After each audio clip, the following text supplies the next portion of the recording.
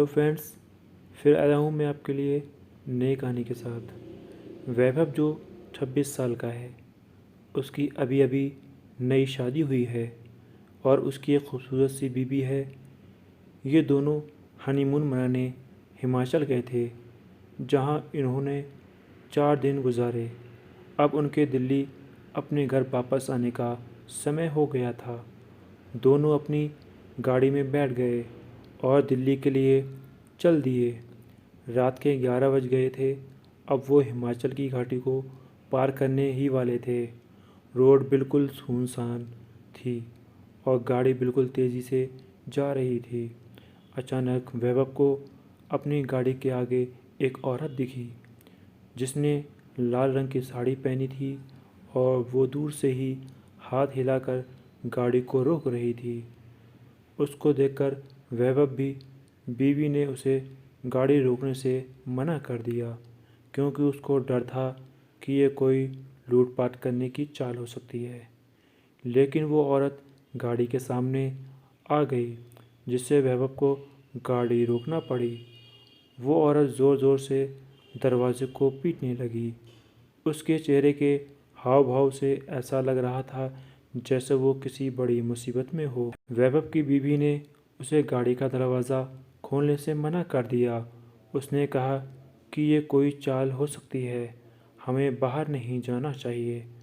पर वैभव ने बोला कि अगर सच में ये किसी मुसीबत में होगी तो और उसे हमारी ज़रूरत होगी, क्योंकि उसको देखकर वो अच्छे खासे घर की लग रही थी। ये बोलते ही वैभव ने गाड़ी का दरवाज़ा खोल दिया और बाहर गया। वो औरत घबराते हुए बोली, प्लीज़ मेरी मदद करो। वैभव ने बोला, क्या हुआ है?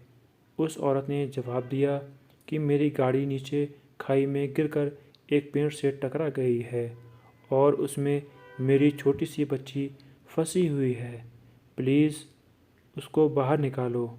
ये सुनते ही वैभव की बीवी भी बाहर आ गई और तीनों खाई की ओर भागे।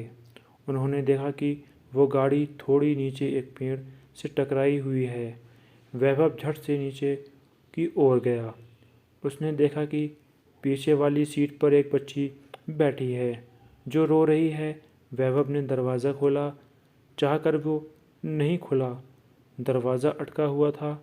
उसने बहुत कोशिश की, तब जाकर वो दरवाज़ा खुला। वैभव ने उस लड़की को बाहर निकालकर अपनी गोदी में रख लिया, पर लड़की अभी भी रोई जा रही थी और मम्मी मम्मी कह रही थी। तभी वैभव की नज़र आगे वाली ड्राइविंग सीट पर गई, जहाँ उसे कोई बैठा हुआ लगा। लेकिन आगे वाली गाड़ी का शीशा धुंधला था, तो साफ नज़र नहीं आ रहा था। उसने अपने कपड़े से उसे साफ किया और जो वैभव ने देखा, उसे देखकर उसके पैरों के तले ज़मीन खिसक गई। उसको विश्वास ही नहीं हो रहा था। उसने देखा कि आगे वाली सीट पर कोई नहीं, बस उस बच्ची की माँ थी, जो मदद के लिए वैभव को बुला रही थी। उसने देखा कि वो औरत के माथे से खून निकल रहा है और उसकी मौत हो चुकी है। वैभव की पत्नी ने वैभव की हालात देखकर झट से उसके पास आई और वो ये गंभीर मंजर देखकर हैरान हो गई।